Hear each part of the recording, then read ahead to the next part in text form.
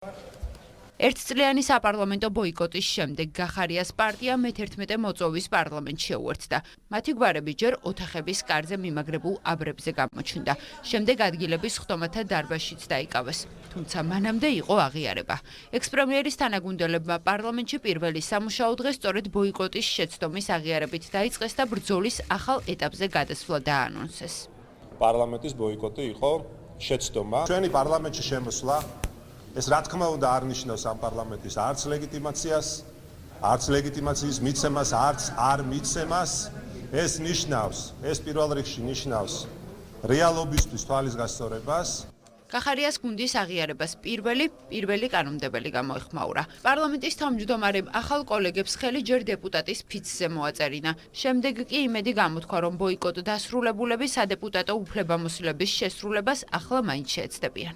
ჯობს გვიან ვიდრე არასდროს, ამიტომ გთხოვთ რომ ამ ფიცს მოაწეროთ ხელი და გისურვებთ რომ ამ ფიცის ერთგულად შეგესრულებინოთ თქვენი სადეპუტატო უფლებამოსილებები.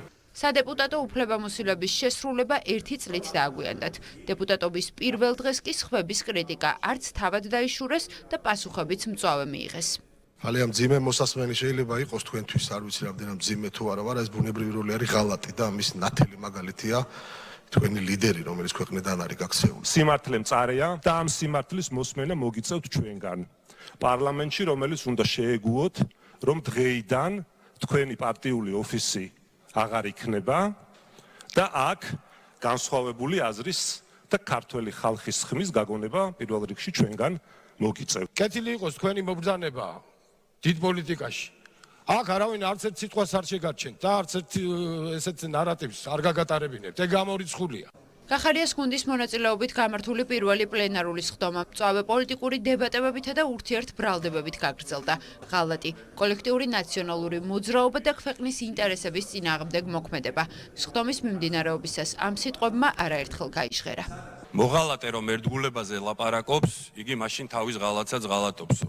ეს ბატონ გახარიას შეეფერება, რომელიც მოგუძღრავს უცხოეთიდან. 2012 წელს რომ დაგემთავრებინებთ ნაცები, ამის ნაცვლად შეხვედით მათთან მოჩვენებით ბრძოლაში. სწორედ ამიტომ ვართ დღეს ჩვენ აქ, რომ მტკიცება არა ჩვენ, არამედ თქვენ მოგიწიოთ, რომ ნაცები არა თუ ჩვენ, თქვენს რიგებში მოიკითხოთ. 2012 წელს ადამიანის მთავარ ღირებულებად გამოცხადების დაპირებით მოსული ხელისუფლება. მმართველობის მე-13 წელს ქუჩაში უსამართლობის წინააღმდეგ გამოსულ ადამიანებს აგენტებს უწოდებს.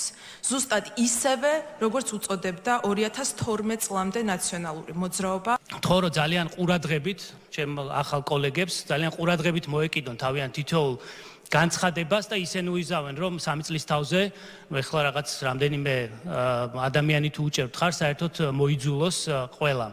პარლამენტში სამუშაო თუ შემოხვედით თავის შეიკავეთ ისეთი სიტყვებისგან, როგორიც არის ლეგიტიმაცია, ღალატი და ევროინტეგრაციის შეჩვენებაში ოცნების დადანაშაულება.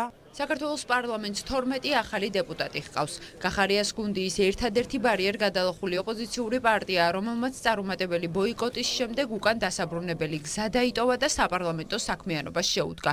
უკვე ფრაქციაც შექმნილია. მას შალვა კერესელიძე უხელმძღვანელებს.